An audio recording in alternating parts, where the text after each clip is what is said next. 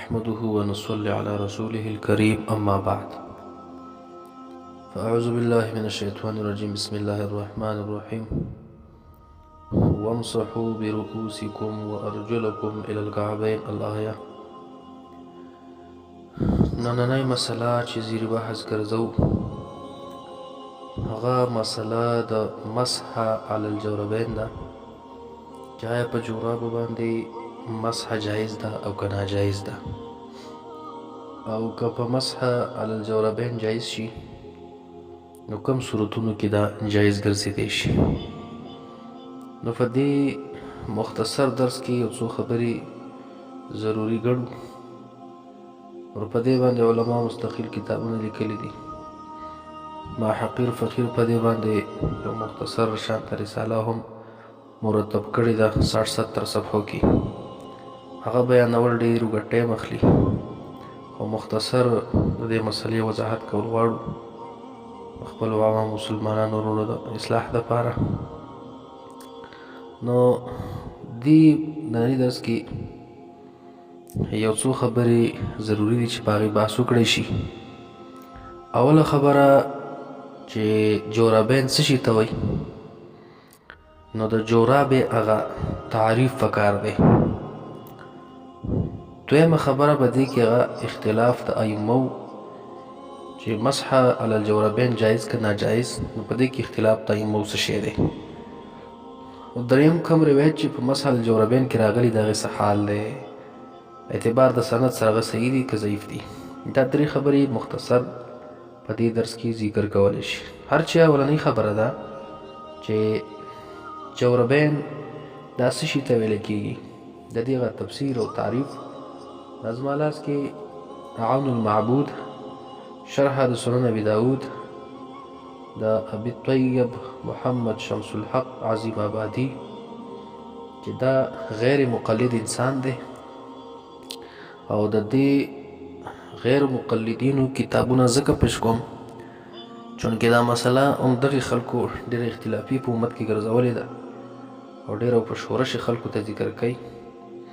نو زه به په دې خپل درس کې انشاءالله الرحمن نور کتابونه نه ذکر کوم، صرف دوه کتابه به ذکر کوم. یو عون المعبود چې دې د صاحب هم غیر مقلد دی، او دویم تحفة الاحوزي عبدالرحمن مبارکپوري چې دغه هم غیر مقلد دی، چې دا دواړه غیر مقلدین د مسح علی الجوربین باره کې څه وایي په انصاف سره واورئ. او نور چې کوم علما او اقوال دي د هغې تحقیقات دي هغه په رساله کې ما راجمع کړي دي، په هغې کې هلته ذکر دي. نو دا دې دپاره مې د دې دوو کتابونو انتخاب وکړ د غیر مقلدینو چې امامان نه مني، تقلید نه مني. د دغو خلکو د کتابونو هغه انتخاب مې دې دپاره وکړو چې کوم عوام مسلمانان وروڼه دي او دې خلکو په شک و شبه کې اچولي دي چې ورته پته ولګي چې حق او حقیقت دا دی چې دشمن هم منلی دی، مخالف هم منلی دی، چې هغه زموږ سره دی چې په جورابو باندې مسح نه کېږي. وروسته پوره تفصیل روان دی، خو پهله مې دا ذکر کول چې د دې دوو کتابونو د دې غیر مقلدینو د کتابونو انتخاب مې ولې وکړو دې دپاره چې په غیر باندې الزام وشي او په غیر باندې اتمام حجت وشي. نو دا مې هغه کتابونه راپورته کړه چې دا 5 مسلک والا دي، 5 مذهب والا دي، ځکه 4 مذهبونه دي نه مني، ځان له 5 مذهب جوړ کړی. نو دغه 5 مذهب والا څه وایي د مسح علی الجوربین باره کې به تاسو انشاءالله تفصیل سره واورئ چې په دې مسله کې دا 5 مذهب والا هم زموږ سره دي. او د دې زمانې د کشران دغه مشرانو نه خبر نه دي چې د مشرانو کتابونو کې څه ویلي دي چې مسح علی الجوربین کېږي او که نه کېږي، دا جایز دي او که ناجایز دي. خو دې سره یو مختصر ورکوټی ګزارش زما دا دی د درس ته شروع کولو نه مخکې، هغه دا چې دا حواله جات او دا تقاریر دا ښه په غور باندې اورئ. د دې راغونډول ډېر ګران کار دی، بیا بیانول هم ډېر ګران کار دی، کم از کم 3-3.5 غنټې ټایم پرې سړي نه لګي، او بیا چې مسلمان ترېنه پیدا اوچته نه کړي دغه بله یو خساره ده. نو لحاظه دا ښه په غور باندې اورئ، ځان سې محفوظ کوئ، ځان پرې پوه کوئ، بار بار یې اورئ، او د خپلو مسلمانانو وروڼو سره هم چې کوم دی دا شیر کوئ چې نور خلک ترې هم پیدا اخلي، او د ځان لپاره چې کوم دی د باقیات صالحات دپاره وګرځوئ، د نیکۍ دپاره د الله د رضا دپاره چې کومه دی مخکې راکوئ، شیر کوئ چې دا خلک ترنه خبردار شوي دي خلکو د دې فتنې نه او د دې خلکو دغه شکوک و شبهاتو نه راوځي هغه دیو د پرچار نه خلاص شي د خپل عقیدې او د نظریې هغه پرچار خپه نه راکوئ لکه څنګه چې دغه خلک کوي. ول دومره کړاو کوشش پې وشي ستاسو دپاره نو پکار ده چې پیدا ترې واخیستلی شي او هسې دا کړاو لاړې نه شي. الله یې زموږ دا کړاو د سعی په خپل درګاه الهي کې قبول او منظور وګرځوي د خپلې رضا سبب د الله تعالی وګرځوي. نو زه شروع کوم په درس کې چې جوراب او جورابین څه ته وایي. دا زما لاس کې عون المعبود جلد نمبر 1 صفحه ده 135 دی لیکي قال في القاموس الجورب لفافة الرجل. جورب چې کوم دی دا د لفافه ده د خپې هغه لفافې ته ویل کېږي. وفي الصحاح الجورب معرب والجمع الجواربة والهاء للعجمة ويقال الجوارب أيضا. دا لغوي تحقیق کوي او صرفي تحقیق پکې کوي. بیا فرمای قال الطيبي الجورب لفافة الجلد وهو خف معروف من نحو الساق. علامه طيبي چې دا شارح د مشکات هم دی شرح الطيبي د مشکات لیکلی ده دی وایي چې جورب ویل کېږي هغه لفافې ته چې د څرمن نه جوړی. وهو خف معروف دا هغه موزه معروفه ده چې د پنډۍ پورې پنډۍ رابره پټوي خپل پنډۍ پټه کړي. د علامه طیبي د تعریف نه معلومه شوه چې دا جورابه دا د څرمنې دی د څرمنې نه جوړه شوې چې څرمن نه جوړه شوې ده نو لهذا دا موزه معروفه شوه د پنډۍ پورې. او د قاموس تغې نه معلومه شوه چې دا لفافة الرجل د خپې هغه لفافه ده. وروستو بیا دی غوره کوي چې کوم یو پکې ښه ده. قال ابو بکر بن العربي في عارضة الأحوزي نام د سنن ترمذي شرح ده دی وایي الجورب غشاء للقدم من صوف يتخذ للدفاع والتسخان. دی وایي چې جورابه دا پټونکې د قدم ده چې دا جوړیږي د وړۍ نه او دغه تسخان دی او تسخان د بیا مخکې په یو صفحه کې ویلي دي په دی خپل کتاب جلد نمبر 1 او صفحه نمبر 124 کې چې دا تسخان او تساخین دا موضوع ته وایي. نو ګوره د دې د تعریف نه معلومه شوه چې دا جورب دا یو خاص قسم د موضوع دی. او بیا مخکې لیکلي ومثله في قوت المختزي للسيوطي او دقه تعریف امام سیوطي هم کړی چې جورابه دا جوړیږي د څه شي نه دا جوړیږي د وړۍ نه او دا یو خاص قسم چې کوم دی دا د موضوع شو. او دغه رنګې بیا وایي ګوره د طیبي حواله پې پیش کړه او دغه رنګې چې کوم دی د ابوبکر بن عربي حواله پې پیش کړه د سیوطي حواله پیش کړه ده 3 حوالې شولې. څلورمه حواله دی وایي وقال القاضي الشوکاني في شرح المنتقى. قاضي شوکاني وایي چې الخف نعل من ادم یغطى الكعبین. دا خف چې کوم دی دا یو نعل دی چې دا جوړیږي د څرمنې نه او پټۍ هغه خپله فړکې پورې. والجرموق اکبر منه او جرموق چې کوم دی جرموقین دا بیا د دې نعل نه اوچتي د دې نه غټي. یلبس فوقه چې په دې نعل باندې لفاظ اغوستلی کېږي نعلینو باندې. والجورب اکبر من جرموقي او د جورابه چې کوم دی بیا د جرموق نه بره ده غټه ده په دې باندې لفاظ په دې جرموقین باندې اغوستلی کېږي. اول نعل شو بیا جرموق اغوستل شو بیا جورب. وقال الشيخ عبد الحق الدهلوي شيخ عبد الحق دهلوي فرمای في اللمعات الجورب خف يلبس على الخف الى الكعب. شيخ عبد الحق فرمای چې جوراب دا خو موزه ده چې اغوستی کېږي په لفاظه په بله موزه باندې تر پړکو پورې خپه پټۍ او د وجې د یخنۍ نه چې د خپه یخه نشي د یخنۍ د ځان ساتلو دپاره اغوستلی کېږي. او یا چې کومه دی لاندې هغه خپه د خټو او د اوبو نه چې کوم دی پکې محفوظه شي چې دا ورته رانشي او څښا نشي.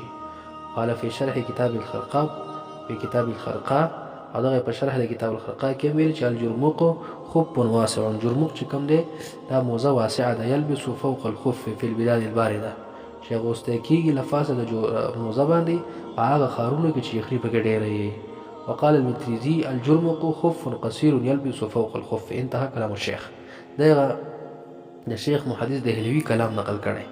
او بیا مخکې فرمای وقال العلامه العيني من الائمه الحنفيه عيني رحمه الله عليه علماء احناف فرمای چې الجورب هو الذي يلبسه اهل البلاد الشاميه الشديدة البرد جوراب هغه چې اغوندي د شام ولا خلک چې دغلته ډېره زیاته یخني وهو يتخذ من غزل الصوف دا د وړۍ جوړیږي یلبس فی القدم الى ما فوق الكعب چې په خپه پسې په خپې ته اغوستی کېږي تر پړکو پورې. نو دا تعریفونه شو دې ته وروسته بیا په خپله نه ټول راباسي. وقد ذكر نجم الدين الزاهدي عن امام الحنفیه شمس العلم حلواني هغه نه بیا نقل کړو که تفصیل به کړی چې جوراب هغه په 15 قسمه دي. خو دی بیا لاندې وایي فعلم من هذه الاقوال د دې ټولو اقوال نه دا خبره معلومه شوه چې ان الجورب هو النوع من الخف الا انه اکبر منه. جوراب مستقل طور دا نوع د یو موضوع نه ده، دا د موضوع یو نوع ده چې خو د دې موضوع نه غټه یي. ګوره دا هغه غیر مقلد انسان دی چې دومره د علماو اقوال ذکر کړل په هغه تفسیر او په توضیح او په تعریف د جورب کې چې جورب څه شي ته ویل کېږي او بیا په خپله باندې و چې معلومه شوه د دې ټولو اقوالو نه چې جورب د موضوع ته ویل کېږي بلکې د موضوع نه غټه یي. فبعضهم یقول بعضې پکې وایي چې هو الی نحو الساق دا د پنډۍ پورې راځي بره. وبعضهم یقول بعضې پکې وایي وخف یلبس علی الخف الی الکعب چې دا موزه ده د پاسه د بلې موزې اغوستلی کېږي تر پنډۍ پورې. ثم اختلفوا فيه بیا پکې اختلاف شوی دی هل هو من جلد او ادیم او ما هو اعم منه من صوف او قطن. بیا پکې اختلاف دی چې دا څه شي نه جوړی کېږي څرمنې نه جوړیږي او که دغه رنګې عام د بل شي نه جوړیږي د وړۍ نه ده د مالوچو نه ده. ففسره صاحب القاموس بلفافة الرجل نو صاحب د قاموس خو چې دا هغه د خپې هغه لفافه ده. وهذا التفسير بعمومه خو دا تفسیر د صاحب القاموس چې واغېستی شي په خپل عموم سره يدل على لفافة الرجل من الجلد والصوف والقطن نو دا شامل دی که دا لفافه د خپې چې وي نو که دا بیا د څرمن نه جوړه شي او که د وړۍ نه جوړه شي او که د مالوچو نه جوړه کړې شوي نو دې درې واړو چې کوم دی تعریف د صاحب القاموس ورځي. نو ګوره دغه لفافة الرجل دا به یا د څرمنې نه جوړی یا به د وړۍ نه جوړی او یا به چې کوم دی د مالوچو نه جوړی. واما الطیبي والشوکاني هر چې امام طیبي دی او شوکاني دی فقیداه دې دواړو مقیده کړی دی د جورب بالجلد چې دا به د څرمنې نه خاص کار. وهذا مآل کلام الشیخ دهلوي ایضا او دقه مآل د شیخ دهلوي د کلام هم ده چې دهلوي هم داسې وایي چې دا به د څرمنې نه جوړوي. نو ګوره د طبي په نیز د شوکاني په نیز او دغه رنګ چې کوم د شیخ دهلوي په نیز باندې د دوی په نیز باندې دا شوله چې دا جورابه به د څرمنې نه جوړوي. واما الامام ابو بکر بن العربي دغه رنګ چې کوم د امام ابو بکر بن عربي او علامه عیني فصرحا د دواړو په دې تصریح وکړه بکونه من صوف چې دا به د وړۍ نه جوړوي. واما شمس العلم الحلواني او دغه رنګ چې امام شمس العلم الحلواني دی نو هغه بیا 15 قسمو ته تقسیم کړی دا. نو فهذا الاختلاف والله اعلم په دې اختلاف باندې الله عالم دی. خو د اختلاف پکې ولې راغی چې څوک وایي دا به د څرمنې نه جوړېږي څوک وایي دا د وړۍ نه جوړه شوې که نه او څوک وایي چې دا د مالوچو نه جوړی. دا اختلاف ولې د دې علماو په منځ کې راغلی دی په هغه تعریف د جورب کې. نو دی وایي دا ځکه اما لأن اهل اللغة ځکه چې یا خو دا ده چې د اهل لغت چې کوم دي اختلافو فی تفسیره هغوی اختلاف کړی دی په تفسیر د جورب کې. نو دا اختلاف ځکه راغی. واما لکون الجورب مختلف الهیئة والصنعة یا دا د اختلاف وجه چې دا جورب چې کوم دی د دې د هیئت او صنعت دا مختلف دی په البلاد المتفرقه په مختلفو ښارونو کې. بعضو ښارونو کې چې کوم دی د څرمن نه جوړیږي په بعضو ښارونو کې چې کومه دی د وړۍ نه جوړیږي او په بعضو ښارونو کې چې کومه دی هغه د مالوچو نه جوړیږي. نو دا صنعت او هیئت مختلف دی. نو ففي بعض الاماکن کان یتخذ من ادیم وفي بعضها من كل الانواع فكل من فسره انما فسره على هيئه بلاده.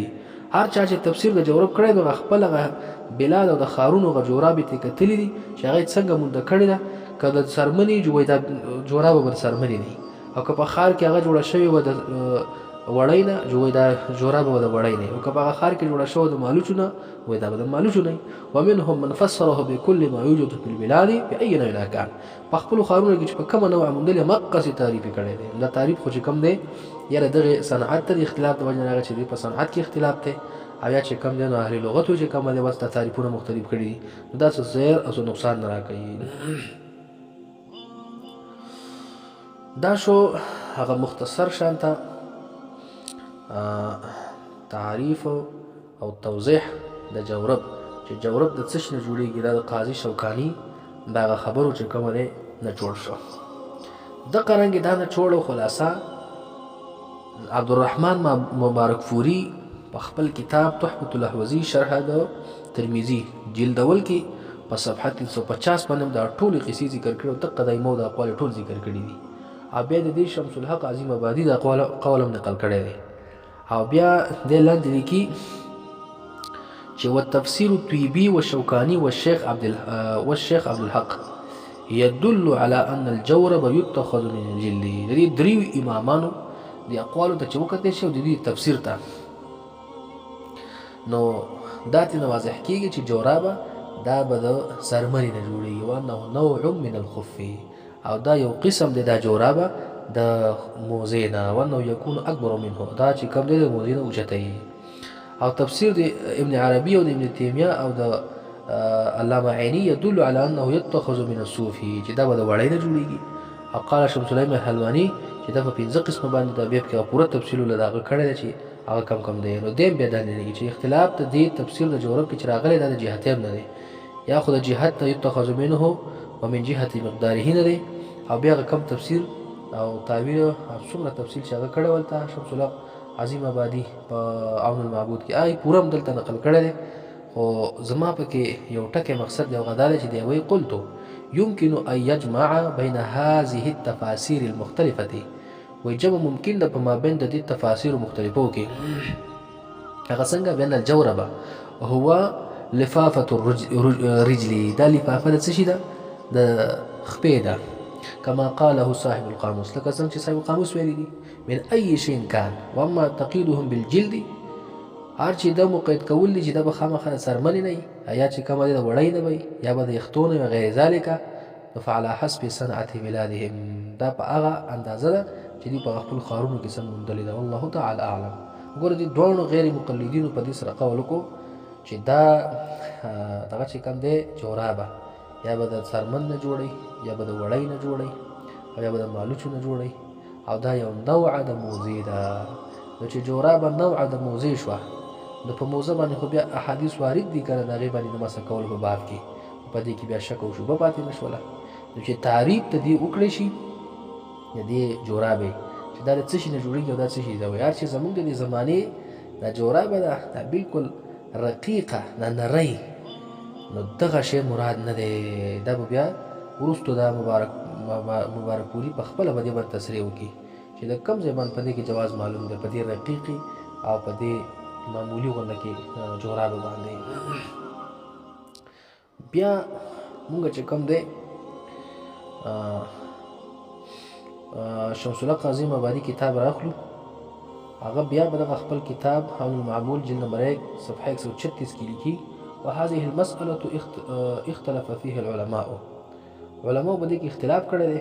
امام احمد بن حنبل اسحاق بن راهوی او ثوري عبد الله مبارک محمد بن حسن ابو يوسف ذهبوا الى جواز مسح الجوربين. دی ټول جواز د مسح الجوربين ته تلي سواء كان مجلدين او منعلين برابر خبر ده کدا جوراب مجلد یا منعلی او لم يكونا او یا چې کوم دی نه بهذه الوصف بل يكونان سخينين فقط او چې سخينين وي ډبلي. نو سخينين څه ته وي چې یو خو په پړډې پسې په خپل تړل کېږي بغیر د څه تړلو نه او بل دا ده چې لپه کې ممکن چې پټ پې نه ولاندې پې سړی تلی شي نو بیا چې کوم دی یو قسم د موزې جوړېږي بغیر نعل بلا تجلید وبه قال ابو حنیفه في احد روایته انه بیا به کې پوره تفصیل کړی دی د شوافع او د غیم ذکر کړی دا زه بیا تفصیل سره وروستو ذکر کوم. خو دی وایي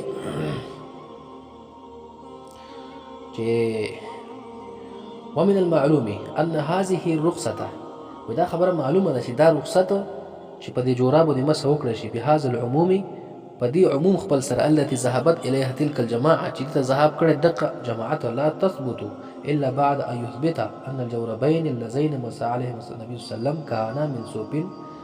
ودا رخصت په اله ثابتېږي چې دا خبره مو ثابته کو چې نبی رسول الله په کوم جورابو باندې مسح کړی ده چې هغه د وړۍ نه جوړې شوي سواء كان منعلين او سخينين فقط یا منعل او سخينين فقط ولم يثبت هذا قط. دا خبره خو نه ثابت شوی د نبی اسلام نه چې دغه جوراب د نبی اسلام په کوم صفت باندې چې نبی اسلام پیدا مسه کړی دا نو چې هغه نه دي ثابت. اوس دی خلکو ته دا ثبوت پکار دی چې دوی موږ ته دا ثبوت وکړي چې نبی اسلام چې په کوم جوراب باندې مسه کړی و هغه دغه چې زمونږ په عام جوراب یا نری چې کم د اوبه جذب کوي مطلب کې نه کېږي په پړنۍ پسې نه تړلی کېږي. نو که دوی دا ثابت کړه چې دا جورابه دقه سیوا چې نبی اسلام په مسه کړی و بالکل صحیح دی. به دوی مدعا ثابته ده خو دغه د نبی اسلام نه دي ثابتې کړي چې نبی اسلام په کوم قسمه جورابه باندې مسه کړی ده. نو چې نه دي ثابتې نو دی به فرمایي فمن أين علم جواز المسح على الجوربين غیر المجلدين. بیا دا د کوم ځای نه معلومه شوه چې مسح دی جایز شي په هغه جورابو باندې چې هغه مجلد نه بل یقال ان المسح يتعين على الجوربين المجلدين لا غيرهما. بلکې خو داسې به دوی ته ویل کېږي چې مسح په هغه جورابو جایز ده چې هغه مجلد نه په نورو باندې لأنهما بمعنى الخف چې دا په معنی د موزه کې شي نو په موزه باندې خو مسح جایز ده. نو چې په موزه جایز ده په دې جوراب هم جایز شوله. والخف لا يكون الا من ندیم او موزه خو نه مګر سرمنې نه جوړای. نعم لو كان الحديث قوليا و د دې غیر مقلدینو چې څوک په نرو جوراب باندې دا مسح جایز ګڼي د دیو دا دعوه به ثابته شوې چې دا حدیث نبی اسلام قولی او دسی ویلی وي چې امسحوا على الجوربين مسح وکي په جوربینو باندې. نو چې دسی نبی اسلام قول کړی وي چې مسح وکي په جوربینو لکان يمكن الاستدلال بعمومه على كل انواع الجوربين. نو بیا استدلال په هر په خپل عموم سره په هر یو جوراب باندې جایز وو. هغه جوراب بیا سخینه او کوم مجلد او کوم منعله او کدا رقیقه په ټول بیا جایز وو. خو نبی اسلام قول نه کړی کنه. نبی اسلام خو امر نه دی کړی چې امر نه دی کړی نو عموم نشته دی. او کوم جوراب چې نبی اسلام مسح کړی دا د هغې حال دی نشي بیانول چې هغه څنګه و. هغه زموږ چې نری وه هغه نه وه مګر همدغه چې دا علما چې فرمایي چې هغه یو قسم د موزې وو. وګوره دوی خو داسې نشي ثابتولی. نو قول د نبی اسلام نشته دی. نو چې نشته و اذ لیسه چې قول د نبی اسلام نشته نو په لیسه نو عموم هم نشته. نو چې عموم رانغی نو لهذا په دې نرو جورابو باندې مسح جایز نه ده. بیا دی وایي وهو كونه من اديمين چې دا جورب چې کوم دی دا د څرمنې دی لأنه يكون حينئذ في معنى الخف ځکه چې دا په معنی د خوب کې به شي د موزه کې به شي. ويجوز المسح عليه قطعا او په دې موزه باندې خو قطعي طور مسح جایز ده. اما المسح على غیر الادیم